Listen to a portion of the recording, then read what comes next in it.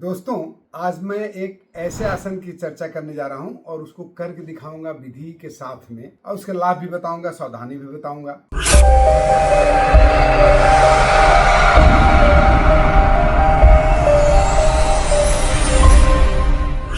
दोस्तों, आज मैं एक ऐसे आसन की चर्चा करने जा रहा हूं और उसको करके दिखाऊंगा विधि के साथ में, और उसके लाभ भी बताऊंगा, सावधानी भी बताऊंगा, जिसका नाम है मत्स्यासन। मत्स्यासन यानी फिश पोज है।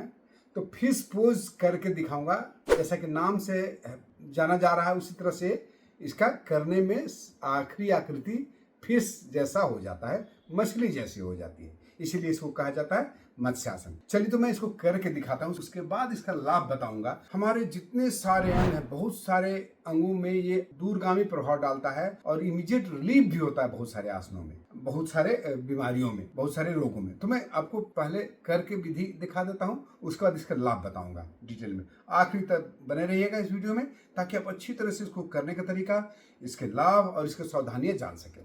तो चलिए दोस्तों, आराम से इस तरह से बैठ जाते हैं। उसके बाद क्या करेंगे कि हम इधर घूम जाते हैं, क्योंकि लेट के करने वाला आसन है, आपको देखने में आसान हो। पद्मासन में आ जाते हैं पूरी तरह से। यदि पद्मासन में आते हैं तो एक तरीका है, यदि नहीं आ सकते तो मैं दूसरे तरीका बताऊंगा, जो कि वैसे लोगों के लिए है जिनको घुटने में दर्द होता है, जो पैर मोड़ के नहीं बैठ सकते, तो उनके लिए मैं बताऊंगा बाद में। इसके पहले मैं बता देता हूँ किसको, जो पैर जिनको पद्मासन में आ सकते हैं उनके लिए मैं बता दूँ। तो इस तरह से आप पद्मासन में आ जाइए, ठीक है। आप पद्मासन में आना जानते हैं। इस तरह से ऐसे एक पैर को दूसरे जांघ पर, दूसरे पैर को पहले वाले जांघ पर डालें। तो इस तरह से ऐसे आगे, ठीक है। पद्मासन में आगे बैठ जाइए। उसके बाद क्या करिए, पीठ के बल पर आप ऐसे लेटने का कोशिश करना है। लेटना है हमें ऐसे, हाथ ऐसे लेके जाएंगे। विधि अच्छे से देख लीजिएगा।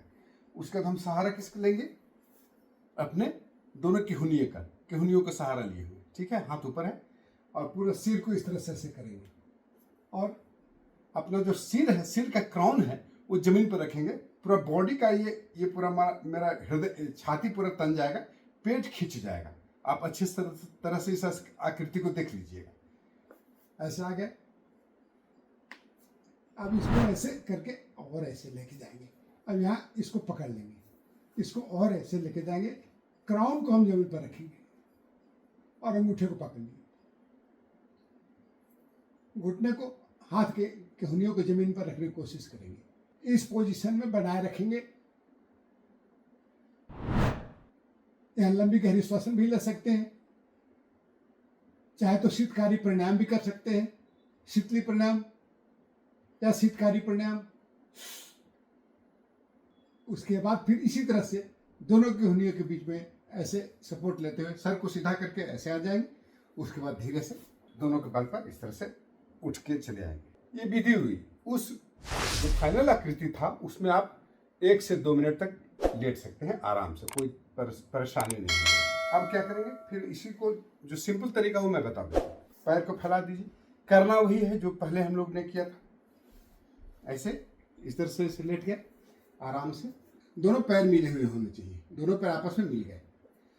केहुनियों के इस तरह से, केहुनियों के बल पर ऐसे उठाएंगे सिर को, और हाथ को यहां जांघों पर रखेंगे।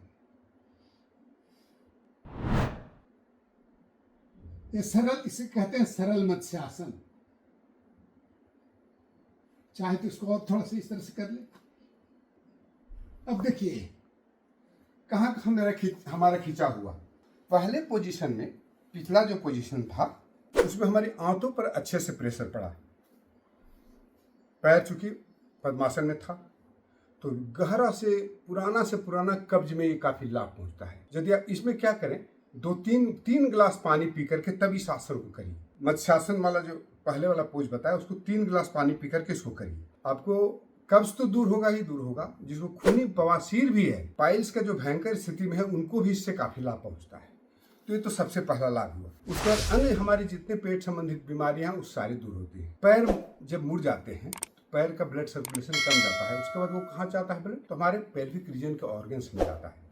तो जो स्त्रियों में जो हमारे रोग, उनके मासिक धर्म संबंधित रोग या उनके ओवरी संबंधित रोग, गर्भाशय संबंधित रोग, उसमें काफी लाभ पहुंचाता है। ब्लड का सर्कुलेशन उसमें बढ़ जाता है। आंतों में भी ब्लड का सर्कुलेशन बढ़ जाता है, इसलिए पूरा हमारा प्रजनन तंत्र भी ठीक होता है। जब हम पीछे सर की तरफ गए तो हमारा छाती चौड़ा हुआ पूरा फैल जाता है, आपका लंग्स जो है काफ़ी फैल जाता है। श्वसन तंत्र भी, श्वसन नली भी पूरी फैल जाती है, खींचा जाती है।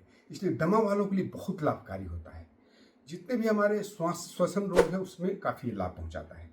साथ साथ में यदि आपको गले संबंधित बीमारियां अन्य हैं, जैसे कि आपको सर्वाइकल स्पॉन्डिलाइटिस है, या जिनको टॉन्सिल का प्रॉब्लम है, या जिनको ये थाइमस, चूँकि थाइमस ग्रंथि भी एक्टिवेट होता है, इसलिए आपको रोग प्रतिरोधक क्षमता भी इसमें काफ़ी बढ़ जाती है। टॉन्सिलाइटिस में भी ये करने में बहुत लाभ पहुंचता है। उसके साथ साथ में आपको सर हमारा पीछे की तरफ चला गया, क्राउन सेंटर पर आ गया, इसलिए हमारा मस्तिष्क भी उद्दीत होता है, उसमें भी ऑक्सीजन की सप्लाई बढ़ जाता है, जिसके कारण उसका भी एक्टिवेशन होता है। ये सारे रोग तो ही सर्वाइकल में काफ़ी काम आता है। हृदय रोगों में भी लाभ पहुंचाता है। जितने हमारे जो खास करके श्वसन तंत्र संबंधित बीमारियां हैं उसमें भी इसमें काफ़ी लाभ पहुंचता है। तो दोस्तों, इतने सारे प्रॉब्लम्स आपको दूर हो जाएंगे, तो आप इसको जरूर करें। और आप यदि नहीं चाहते कोई बीमारी हो तो इसको डेली रूटीन में ढाल लीजिए। आपको कोई बीमारी होगी ही नहीं उससे रिलेटेड, जितने सारे मैंने जो उपाय बताए, तो ये सारे इसको प्रतिदिन अपने रूटीन में शामिल करिए, सुख से आनंदित पूर्वक रहिए। बहुत बहुत धन्यवाद दोस्तों। कैसा लगा वीडियो जरूर कमेंट करिएगा, और यदि अभी तक आपने इस चैनल को सब्सक्राइब नहीं किया तो सब्सक्राइब अवश्य कर दीजिए। बहुत बहुत धन्यवाद। जय।